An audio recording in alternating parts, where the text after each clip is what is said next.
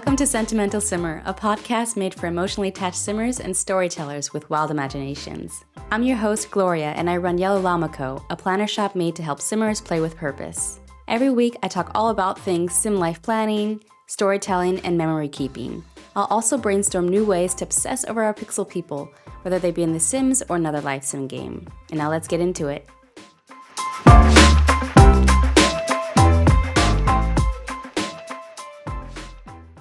Today's episode is going to be all about heirlooms, but a bit different than maybe you're used to. We're not going to be talking about families today. Heirlooms, by definition, are objects that can hold sentimental value and represent a shared history or connection between, maybe a couple of Sims or maybe even within a community, and they carry the stories and the memories of those who possess them. Heirlooms can be something that often is passed down within a familial relationship, but they can be passed down outside of the family as well. I want to talk about in which ways those could be, because I think it's really fun and it's another way to deepen the relationships that Sims have outside of the family unit. I'm going to be a bit more liberal with my definition of what can function as an heirloom, since it doesn't really have to hold the story or memory it represents. Similar to my requirements from the episode, I think 1 or 2 before, where it was about, items that, are great to collect memories. It's the item itself, in terms of an heirloom, that, is symbolic of the story or memory it is attached to. So it really can be anything. Again, I think it could be fun to, come back to the Ink for Yourself journal and keep a log of the heirlooms you collect in the game or outside of the game. You can do that with your own notes, which I recommend anyways, always, to keep notes and, track of your Sims and their memories so you can look back on them without having, load up the game. You can definitely use that mod to have your Sims keep track of those as well. I think there are 3 different categories I want to talk about today where heirlooms can play a role outside of just, the family category. And I'm sure there are many more ways that you can maybe even think of. Maybe this inspires you to have some outside family heirloom gameplay as well. First, let's talk about mentorship or professional legacy. So this very well lends itself to an heirloom. So for example, you have a mentor that is passing on their knowledge and their trust onto their protege. They're training them, and then ultimately this person is deemed worthy of that profession. The mentor can give them something, can pass something down to them to maybe help them further in their career. It doesn't even have to be functional, though. It could also just be symbolic of that mentor's trust and belief and respect for that trainee who's now grown in their journey. So it could be, for example, recipes that are passed down from a star chef to their protege. There are a lot of custom recipes, for example, that you can download for the game, and you can download one maybe specific for this situation. So maybe it's something super exotic or traditional that you think only a certain amount of Sims would even know.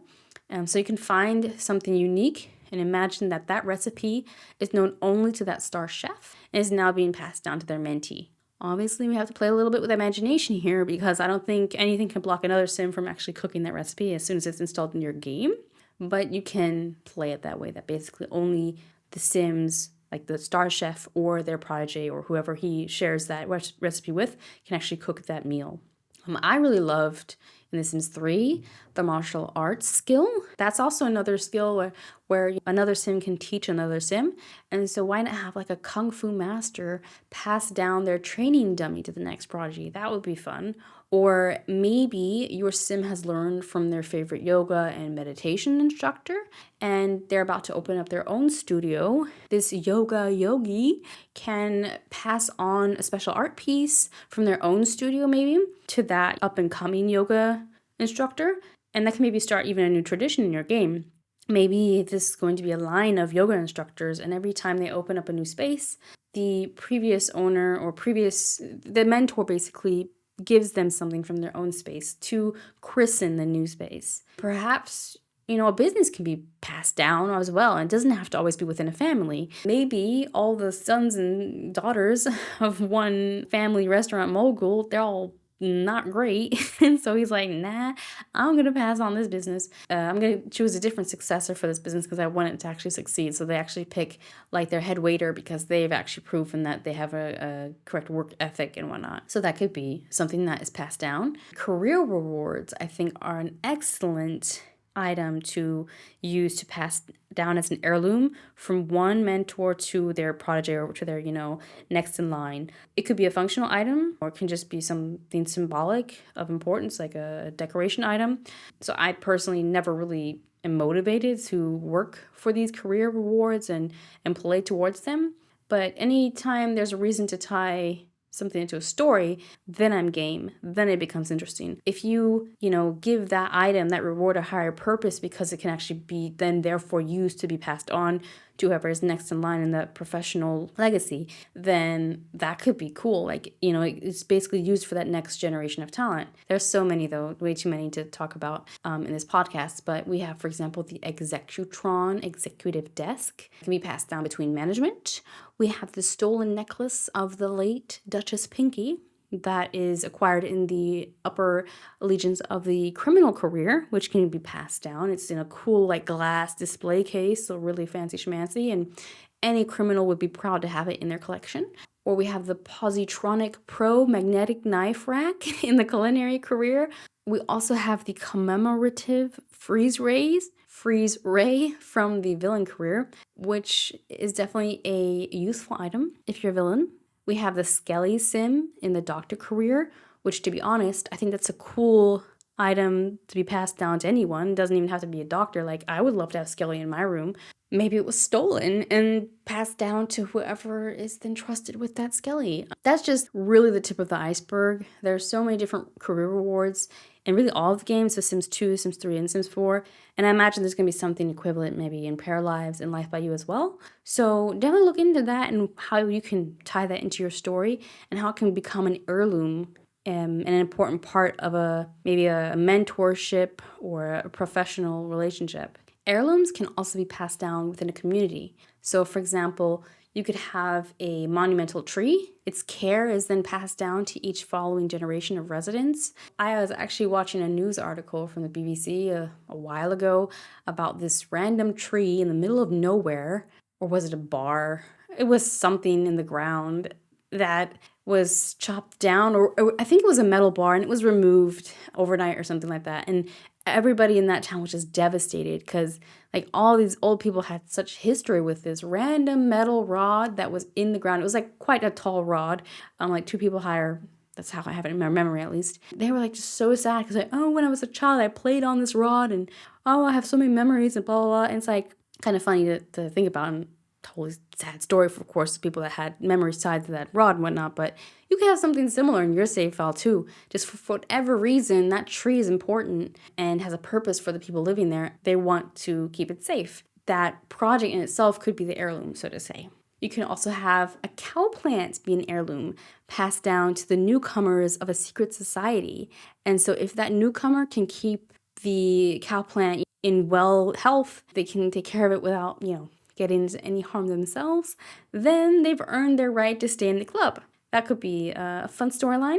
Heirlooms can also be passed down within leadership. They could then symbolize wisdom or values, and obviously, of course, the legacy, then also the leadership. Maybe you have a club and the club leaders are changing and there's a special hat passed down from them.